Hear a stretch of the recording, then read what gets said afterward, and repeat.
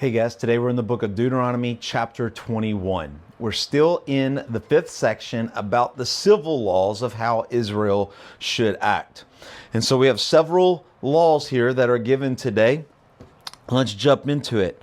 The first law that we have is the law of an unsolved murder. It says if you walk upon somebody and they're slain, which means they didn't die of natural causes, but you know it was a murder, but nobody's around.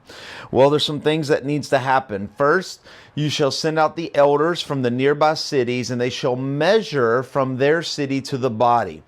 Basically saying the closest city to the body has jurisdiction over this murder, right? So if he's in between three, the closest one, that's the city that's responsible for trying to figure out who it was.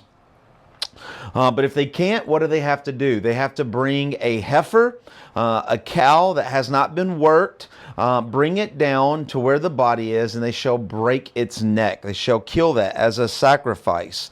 Then they'll call out for the priest. The priest will come out and they will wash their hands over this heifer whose neck has been broken. They're going to wash their hands over the sacrifice.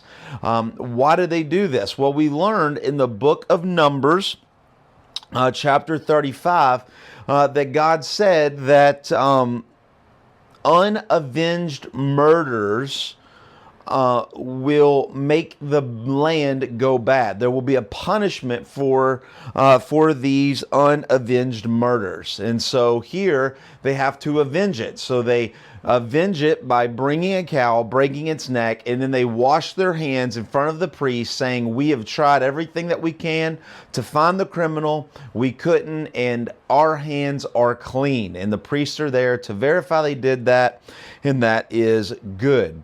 The second law we have is about marrying female captives. As Israel is going out, and they are in many battles and taking over the promised land and moving around before the promised land.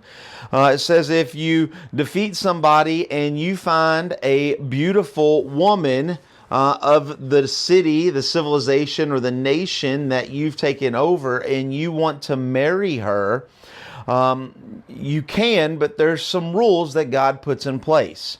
And so you read this, especially us, we think, man, this is, you're going to have a second wife, you know? Imagine leaving your wife, going to war, and you come back home with another woman. That's not good. Well, no, it's not good, but it happened. Women were considered spoils of war.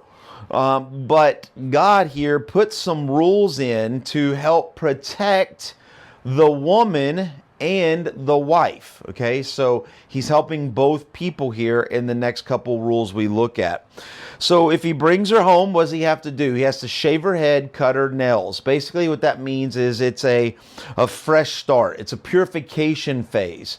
That this woman is saying, I've forgotten all of my past, so I forgot about my religious aspects. I forgot about my husband. I forgot about my kids. I forgot everybody. Now I belong to you. I'm starting new, starting fresh in this family.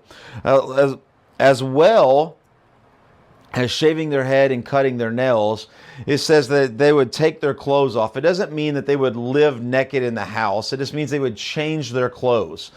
Most nations and civilizations had certain dress codes. That's what they were, that's how they lived. And so if you were taking somebody from a different nation, a country, and you're bringing them into a Jewish lifestyle, then they would wear what all the other Jewish women are wearing, right? So that's what it means. They take their clothes off. They would get rid of their past, putting on new clothes, agreeing that they're going to go forward in agreement with this arrangement. Thirdly, they're given a full month of lamenting, of mourning their parents, their husband, their kids, their cats, anything that they've left behind. They get a full month to lament. And so they're going to lament, they're going to wail, they're going to be sad. But after that time, okay, so after they shave their head, cut their nails, dress right, and then do full lamenting, now the man who brought this woman home to his family, now he gets to decide, are you going to become my second wife, my third wife, fourth wife, or is this too much? And I've changed my mind. I was kind of stricken by your beauty, but now I'm really not. I'm kind of over it. You can go. And so God gives us rules here that says that she's got to be treated well, right? It says that you can let her go, but you cannot sell her for money, and you can't treat her like a slave. And so basically, you got to treat her with dignity. You can't make money off of her. You can't sell her into slavery. So either you let her in her house, and she's now your second wife, or third wife, or fourth wife, or you will let her go, and she can go back to her kind, her people. And so these rules are there to give some protection to the family and to the woman who's been taken as this new wife from another nation. And then the next rule is about inheritable rights. If you are married and you bring home this woman and you both have kids with her, whose kid gets to be the firstborn son, right? A lot of times, the woman that he loved first, that's the one he just takes a slave because he's a man and he wants another woman, and he have children with them. But if whoever has the firstborn son gets all the rights, it doesn't matter if it's the wife you loved, if it's the wife that you didn't, doesn't matter. The firstborn son gets all of the rights. And it says here he gets a double portion. He gets double more than any other son gets from the father's inheritance. It doesn't matter who the mom is, firstborn son gets all of the rights. The next rule, the fourth one, is about a rebellious son. And I want you to hear me on this one because I've heard this used quite often, out of context and wrongly. If a man has a stubborn, rebellious son who will not obey the voice of his father or his mother, though they discipline him, take him to the gate. This is not talking about a child. This is not talking about an adolescent. This is not talking about a teenager. This is talking about a full-grown man who has moved out of the house. Okay? A full-grown man who has moved out of the house. How do we know that? Well, we see he is a drunkard and he is gluttonous. So this gives age to it. It's not a teenager. This is somebody who is now, you've raised, he's moved up. He could have moved out. He could have married somebody, but there still has to be authority. There still has to be a headship of leadership. And so if a son, though he may be 20 or 30, does not listen to his father and his mother, what do? They take him to the city gate, which is the court. They take him to the elders, and the elders will kill him. Imagine that, being 4 years old and being killed because you would not listen to your parents. And you think, man, Sean, that's kind of harsh. Not really. It's only harsh in our American mindset. No civilization moves forward when the younger generation disrespects the older generation. Let me say that again. No generation moves forward when the younger generation disrespects the older generation. No civilization moves forward without honor, without purity, without courtesy. And here, when you have people who are without honor to their own parents, that means they would not honor a mayor, an elder, a priest, a governor, right? Mom and dad is closest to. It's the ones that we love the most.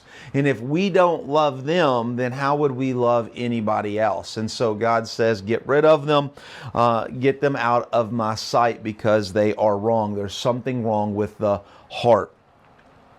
And then lastly, verse 22 and verse 23, it says, if a man has committed a crime punishable by death, you can hang him on a tree. To be hung on a tree is considered worse than to just die. And when it says hung on a tree, it doesn't mean by a noose. It means to be nailed to a tree.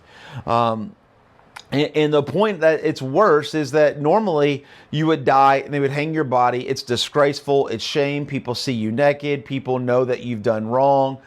So it was not a good way to die, right? It was nobody wanted to be hung on a tree. But if you did hang them on a tree, and after they die, you had to bury them within their night. They couldn't hang there in perpetuity. They couldn't hang there for a weekend.